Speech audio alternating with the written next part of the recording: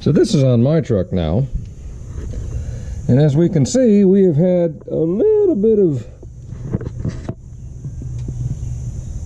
disconnection with the CV boot, and all of its grease has exited the building. Now you can see, looking at this, if you remember the pictures from the other one, you can see the difference in how this is supposed to be mounted versus all that weird brackety crap, and then this much longer spindle that they had to put in there, plus the weird steering rack and all that other stuff. But I am going to attempt to get that out of here. Now what I don't remember is exactly what I need to remove. I think I may be able to do it if I just take the shock out and the sway bar end link. So that's the first things we're going to do. Pull the shock and the sway bar end link.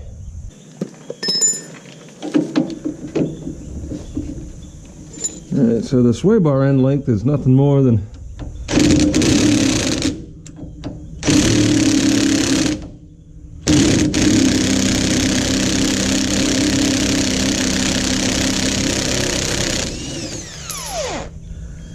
half inch, 9/16.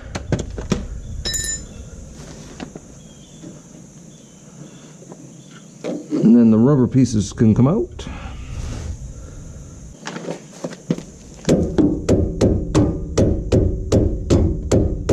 Man.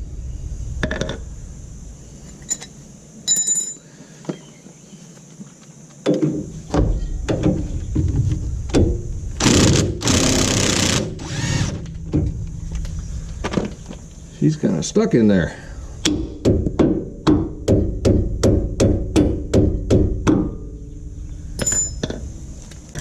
Even the easy stuff can fight. I think what I've got going on is this tube has corroded mildly to the stud, so she is not wanting to break loose. But we are going to continue giving her what for. Alright, so for the shock, the bottom is just a 13 millimeter.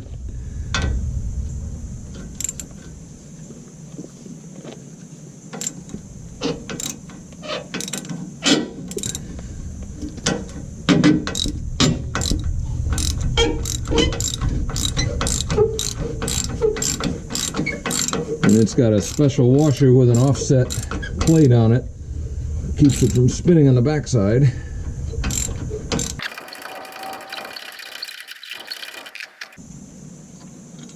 There's that washer with the offset on it. This grease is gross and getting all over everything. This is one of those mix and match areas. I think this is actually a ½ inch.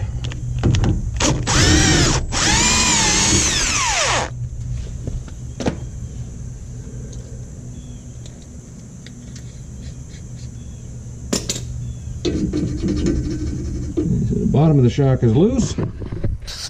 Now the top, at least on my Bilsteins, you've got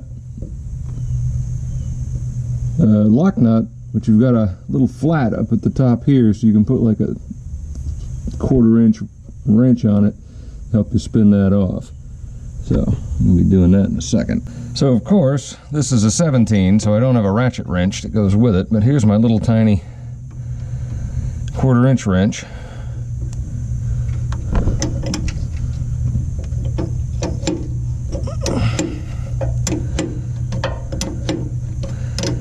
Basically, you can use anything that just won't booger the threads, because this is a, I don't remember if it's an elastic, but it's a stop nut of some sort.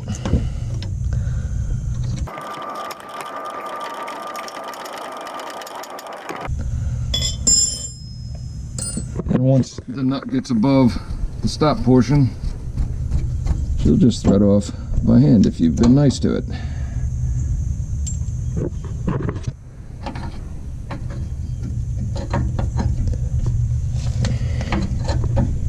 And then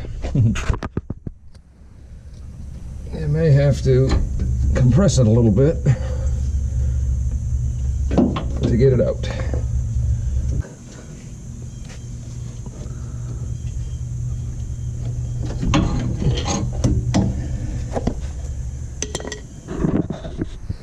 And then she's out. And we might have a shot at getting that out. But I'm concerned about that jammed up sheath on sway bar end link. So next thing we're going to do is I guess we can pop this thing off, then we'll start knocking all the bolts out of the backside. So this is the same as the last one.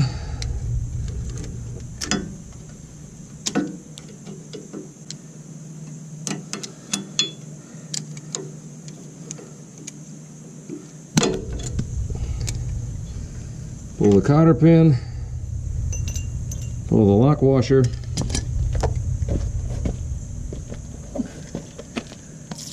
little goo that doesn't really do anything. And let's see what our battery condition is. Not too bad. Let's see if this one will come out.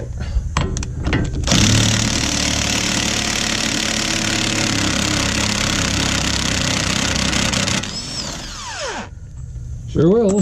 And as you can see, got good movement. So the easy part's done. And now we got to get back to take all of these out like we did yesterday. So I'm going to do that in the exact same manner, although, yep, they are still the 12mm 12 points. Thought they might have been different, but they are exactly the same. All right, and now she's out.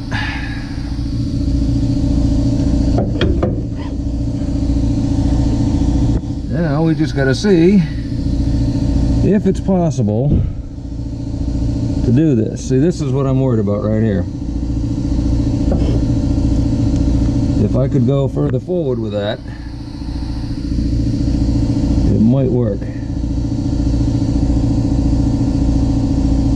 I really don't want to bust this ball joint if I don't have to. So, I think I'm going to do is I'm going to pop the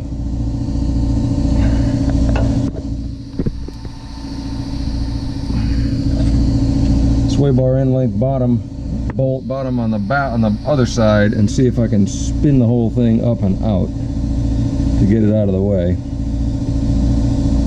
That's what we're going to try to do. So of course that other side is perfectly free and free spinning and easy, but at least it did allow me to rotate that up out of the way. Now let's try to find a spot where this thing will set. That's probably going to fall.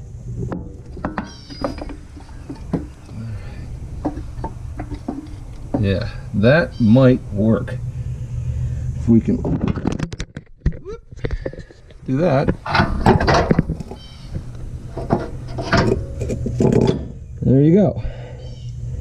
Actually, I probably didn't even need to remove the shock. Since it goes out the bottom, that's not bad. Anyway, let's go take a look at it.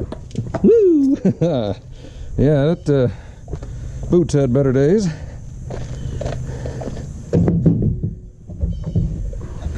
Now, we've been debating what to do with this, and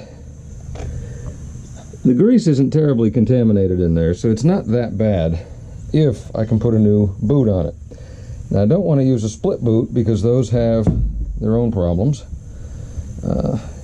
And you can get a kit where you can get this boot on there, but that's interesting in and of itself because you got to get this over a little thing like that. It's kind of like giving birth in reverse, I would assume. But now that I have this, which appears to still be good,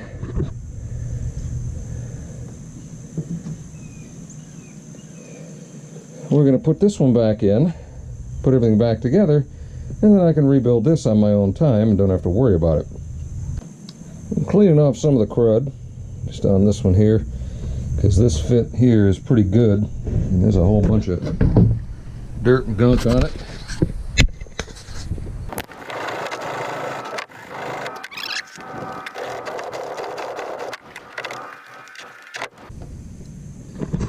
Alright, now I think she's ready to try to go back in. Alright, following the path that the old one came out,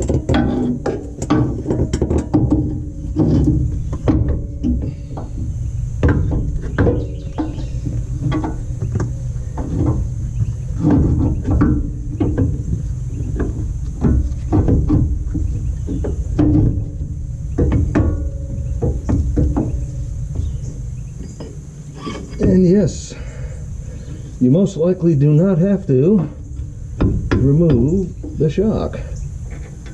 So that was just a little extra fun. But you do have to get that pin out of the way from the sway bar end link.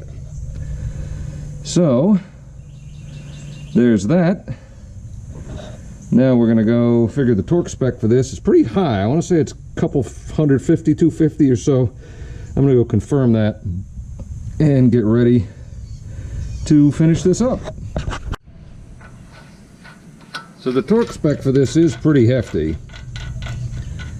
It's 221 foot-pounds.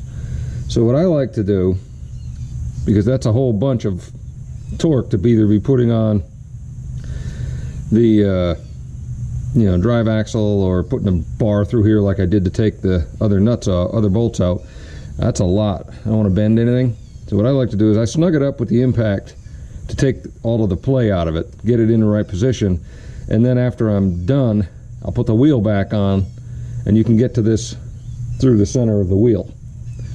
And then I'll finish it up there with the wheel on the ground, and then you don't have to worry about the bending anything or over torquing something or putting too much force on it.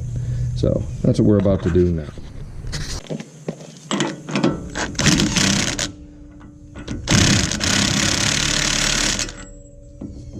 There. Now we've taken all the slop up,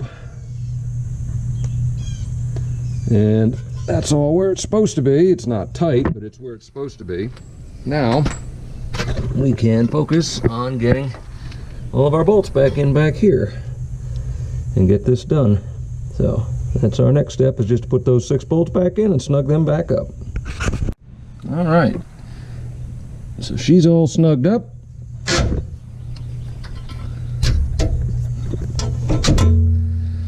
Go get this.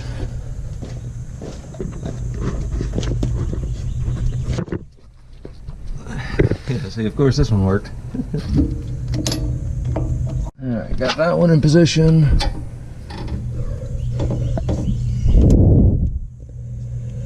Get this one back down in position. So they're actually going to have to put the shock back in before that goes up to where it's supposed to be, which is fine. So now we're going to put the shock back in.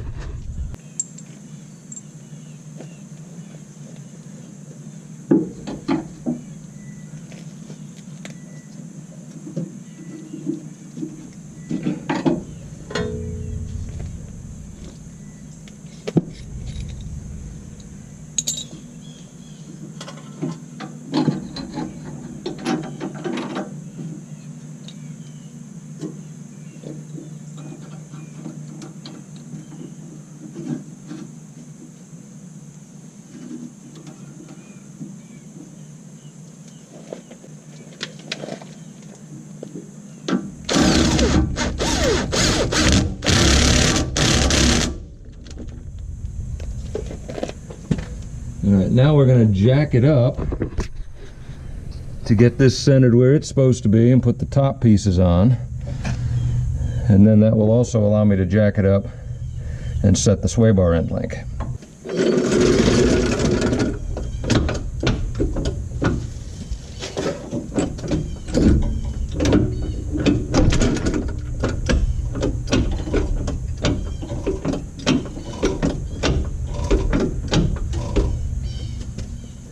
Then we can put these pieces back on.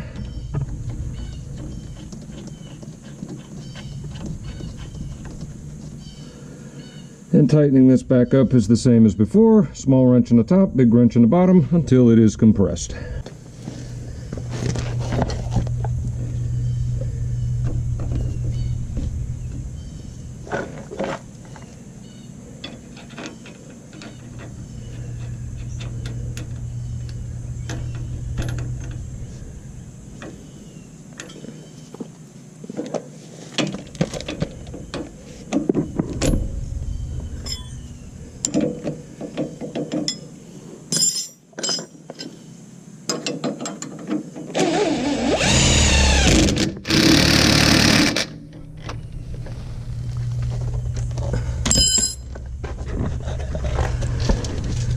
Alright, and now she's back together. The only thing I need to do is put the wheel back on it, set it on the ground, and torque this to the final spec.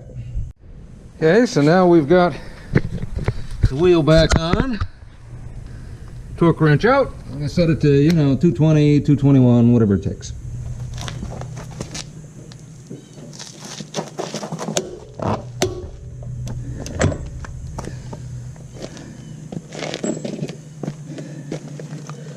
Then you gotta line the lock washer up with the hole, wherever that is.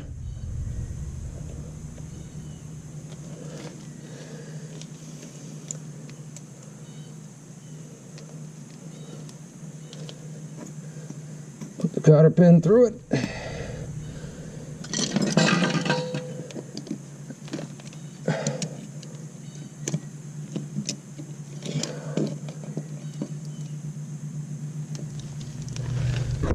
And you're done. That is complete. So we got our new half shaft on, and actually I'm rotating the tires because I haven't done that, I don't think, since I put them on, and they're about due. And that's it. So that's how you change the half shaft in at least a 97 through 03 F150 or most likely Expedition. Talk to y'all later.